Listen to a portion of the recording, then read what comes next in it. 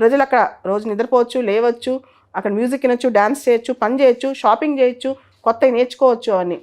ఉదాహరణకి మెటా వాళ్ళు ఒక ఆన్లైన్ గేమింగ్ వరల్డ్ని క్రియేట్ చేశారు, హొరైజాన్స్ వరల్డ్ అని.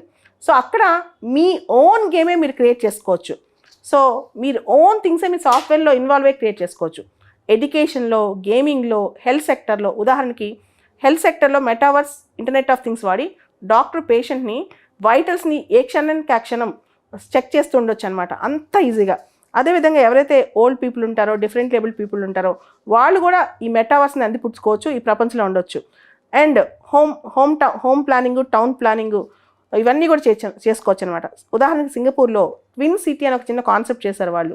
రియల్ సిటీని వర్చువల్ 3Dలో తయారు చేశారు. అంటే ఒక రియల్ సిటీకి రెప్లికా వర్చువల్లో తయారు చేశారు. ఉదాహరణకు ఒక పెద్ద బిల్డింగ్ ఉంది, దాన్ని పడగొడితే రామిఫికేషన్స్ ఏంటని బిల్డింగ్ పడగొట్టక ముందే మెటావర్స్లో పడగొట్టి చూస్తారనమాట. సో ఇవన్నీ కూడా వర్చువల్గా పడగొట్టి చూస్తారు ఇవన్నీ. సో వర్చువల్గా ప్రోడక్ట్స్ అమ్ముకోవచ్చు, వర్చువల్ రియల్ ఎస్టేట్ చేయొచ్చు, వర్చువల్ సప్లై చైన్స్ మేనేజ్ చేయొచ్చు. సో రియల్ వరల్డ్లో జరిగే బిజినెస్ని మెటావర్స్లో మనం గమనించవచ్చు. ఉదాహరణకి మనము జొమాటోలో, స్విగ్గీలోనో ఏదైనా ఆర్డర్ చేసాం, మనకు ఫుడ్ వస్తూ ఉంటుంది.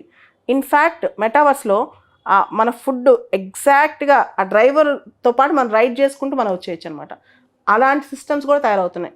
అంటే ఎగ్జాక్ట్గా అది మనం పక్క నుండి మన ఫుడ్ మనం తెచ్చుకునేంత ఫీలింగ్ మనకు కలుగుద్ది అనమాట.